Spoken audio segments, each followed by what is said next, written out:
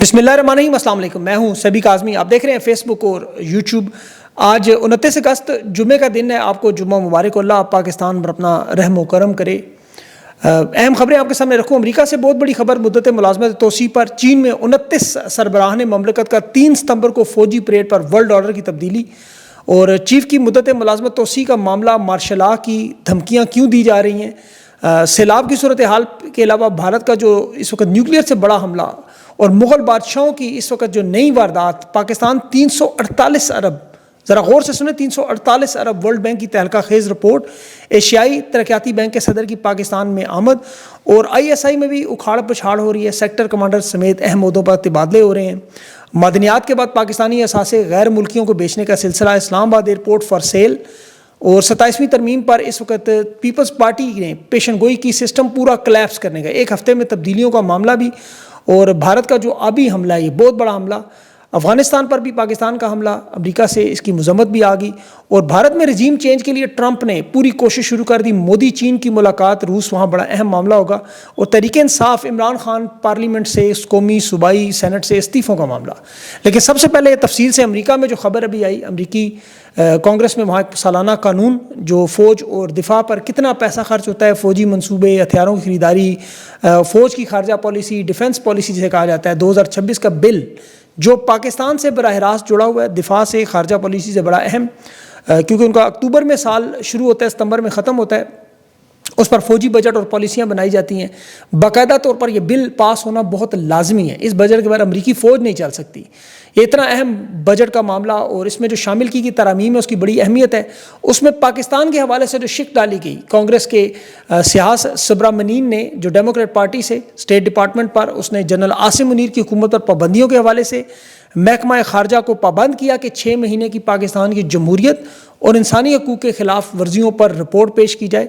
उसमें वो तमाम नुकात शामिल हो कि किस तरह तमाम कैदियों की फहरिस्त, उनके साथ क्या सलूक किया जा रहा है, सियासी मुखालिफिन के ऊपर दबाव और कार्रवाइयाँ क्या की जा रही हैं, पाकिस्तान में आज़ाद और मुनसिफाना इंतखाबात के लिए क्या इक़दाम हो रहे हैं, मीडिया की आज़ादी के मतलब, सहाफ़ियों के तशद्दुद और अदलिया की खुद मुख्तारी, फ़ौजी मुदाखलत, इस पर पूरी रिपोर्ट वज़ारत ख़ारजा पेश करे कि ये खिलाफ वर्जियाँ हो रही हैं या नहीं। अगर ये साबित होती हैं, जो हो जाएंगी, तो ग्लोबल मैग्नेस्की एक्ट के तहत यहाँ पर अमेरिका में कोई भी रुकन इस बिल पर तरमीम जो पेश कर सकता है, जो कमेटी में जाके ईवान में वोटिंग और उसके बाद हाउस से मंजूर होने के बाद सेनेट में जाती है और सदर के दस्तखत के बाद कानून बनता है। बाज़ औक़ात ये तरमीम अलामती होती हैं दबाव के लिए, लेकिन अगर ये तरमीम मंजूर हो जाए तो उसका असर बराह रास्त, उसकी मिसाल अफ़गानिस्तान में जब F-16, आपको पता है, जब इमदाद रोकने का फैसला तो कांग्रेस के ज़रिए हुआ था। अब अमरीकी हुकूमत पर यह दबाव डाला जा रहा है कि वो इस पर अमल करें।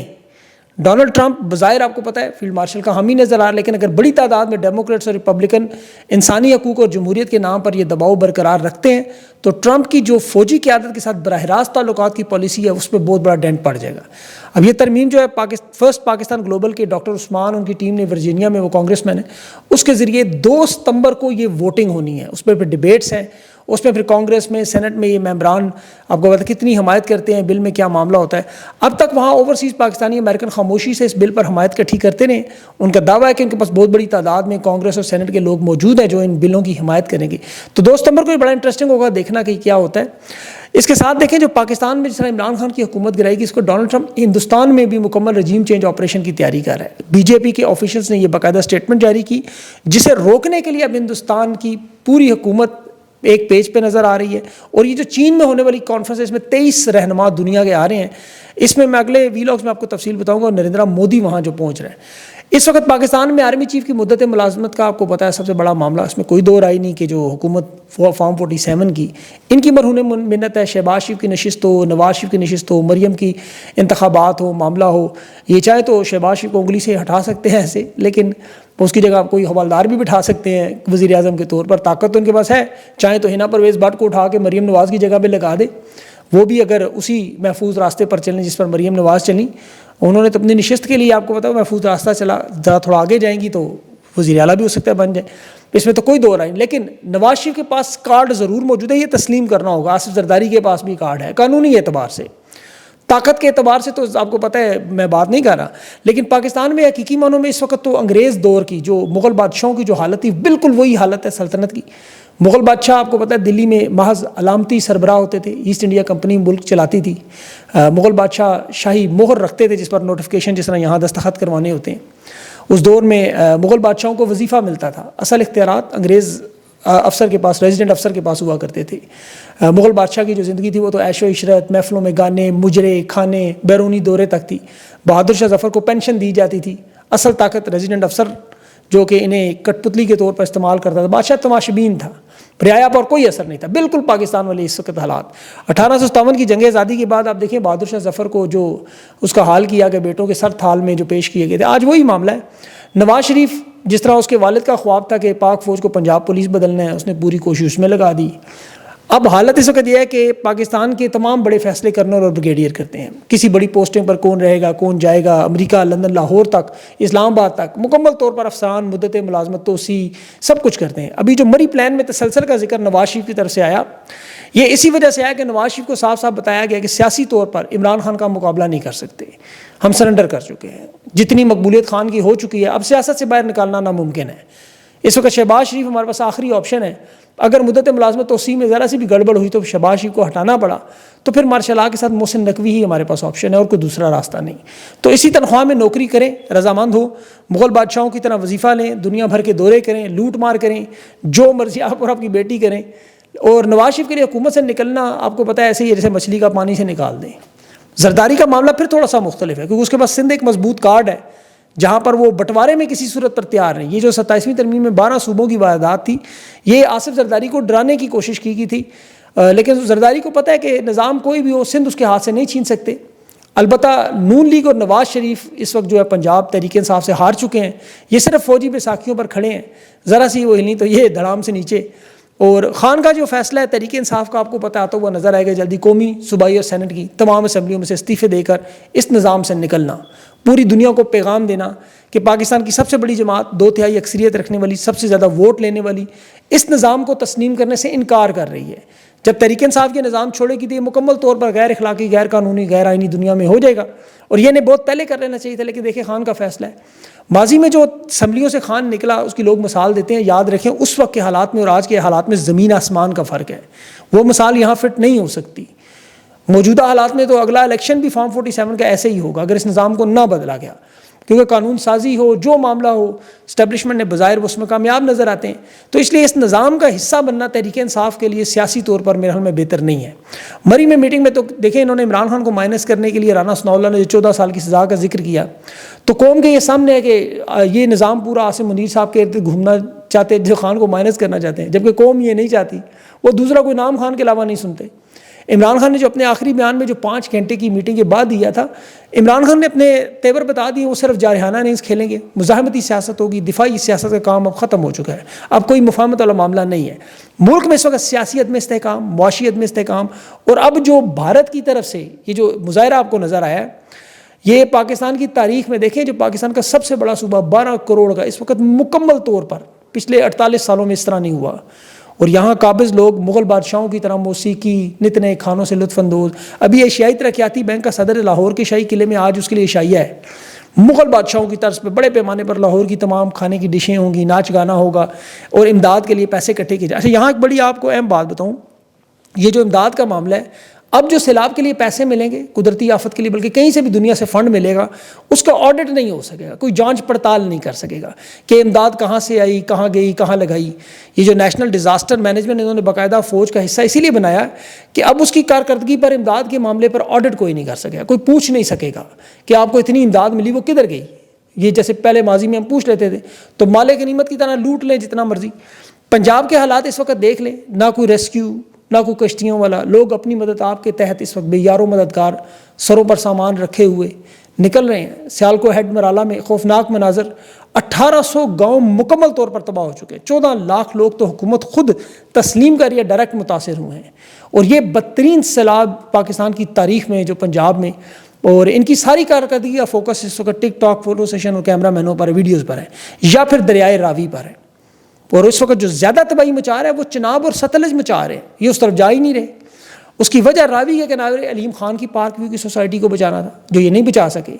علیم خان کی پارک ویو سوسائٹی کے ڈائمنڈ، پلیٹینم اور کرسٹل بلاک مکمل طور پر ڈوب چکے ہیں۔ لوگوں کی عمر بھر کی کمائی اس وقت ڈوبی ہوئی نظر آ رہی ہے وہاں، جو غیر قانونی سوسائٹی میں غیر قانونی پلاٹ مریم نواز کی مدد سے بیچے گئے۔ اب دیکھیں یہ وہ تمام غیر قانونی ہاؤسنگ سوسائٹیاں اور پروجیکٹ ہیں جو عثمان بزدار کے دور میں عمران خان نے روک دیے تھے۔ محسن نقوی اور مریم نواز نے باقاعدہ انہیں بحال کیا، بلکہ 4 گنا اسے بڑھایا۔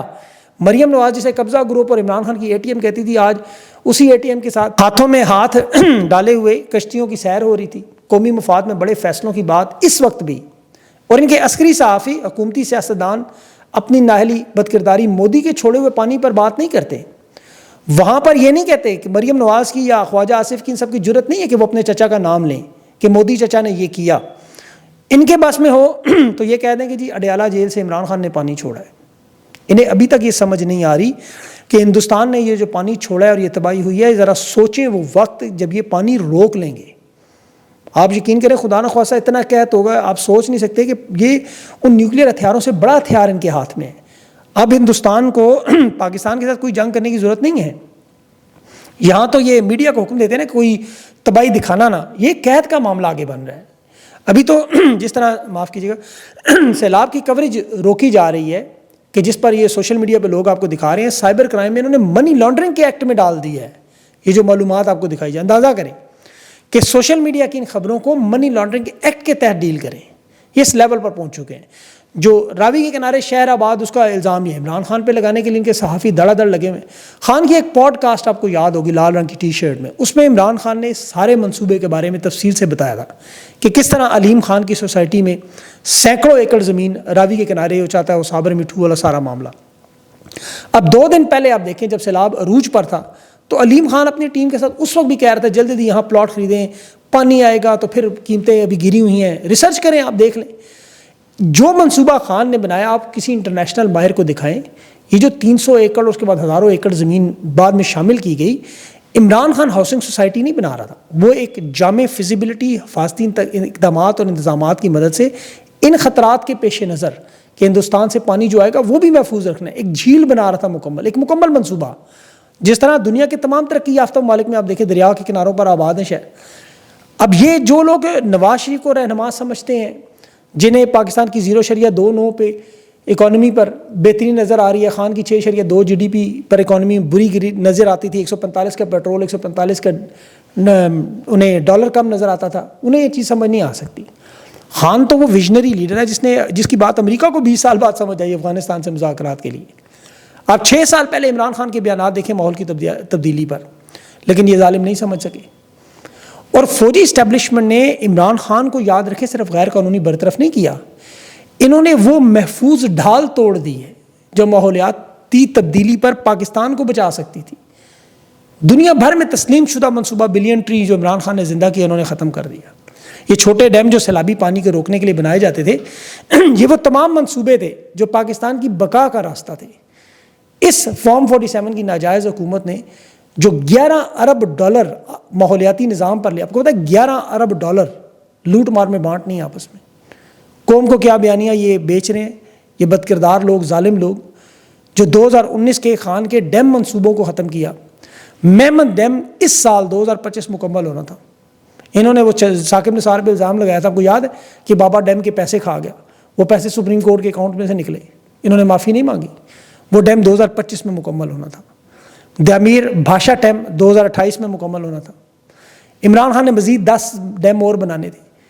انہوں نے جو رجیم چینج کروا کے یہ سارے منصوبے تباہ و برباد کیے جب ملک کی معیشت بالکل ٹیک آف کر رہی تھی۔ خان باجوہ سے کہتا رہا اس وقت شیخ مجیب کی طرح، اس ملک کو مت چھیڑو، سب کچھ تباہ ہو جائے گا، لیکن وہ صرف آرمی چیف بننے کی لالچ میں سارے ملک کو گھوڑے پر چڑھا گیا۔ آج آپ اپنی آنکھوں سے سب کچھ دیکھ رہے ہیں۔ انہیں ذرا جانے دیں، اس کے بعد آپ کو نظر آئے گا انہوں نے ملک کے ساتھ کیا کیا تباہی و بربادی کی۔ آپ الامان الحفیظ پڑھیں گے اور قوم دیکھیں عوام اپنا سب کچھ لٹا کے بھی سیلاب میں امداد نہیں مانگ رہی، وہ کہہ رہے ہیں ڈیالہ جیل کی قیدی کو رہا کرو، کیونکہ پورا پاکستان جانتا ہے کہ عمران خان اس ملک کے لیے کتنا ضروری ہے۔ انہوں نے ایک ایک ادارہ تباہ کیا، ایک ایک شعبہ تباہ کیا۔ ابھی اسلام آباد ایئرپورٹ بیچ رہے ہیں اپنے اقتدار کے لیے، پاؤ گوشت کے لیے، یقین کریں بھینس مار رہے ہیں۔ یہ وہ محاورہ بالکل درست ہے ان پہ، انہیں پاکستان سے کوئی دلچسپی نہیں ہے۔ یہ افغانستان کے لوگوں کو جس طرح دربدر کیا انہوں نے، جو عمران خان جیل سے ان سے معافی مانگ رہے بیٹھ کے، حالانکہ حکومت میں وہ نہیں ہے۔ ابھی مشرقی افغانستان میں جس طرح ڈرون حملے کر رہے ہیں وہاں شہری آبادیوں پر، بھائی آپ کے اپنے حالات دیکھیں، آپ ڈوبے ہوئے سر سے پاؤں تک، آپ کے ملک میں امن و امان تباہ و برباد ہو، آپ کی معیشت تباہ و برباد، آپ افغانستان میں کیا ڈھونڈ رہے ہیں؟ لیکن ہمسایوں کے ساتھ یہ معاملہ جنگ لگا کے، کیونکہ ڈالر آتے ہیں وہاں سے، تباہی بربادی کا کھیل شروع ہوتا ہے، اس سے ملازمت توسیعیں بڑھتی ہیں۔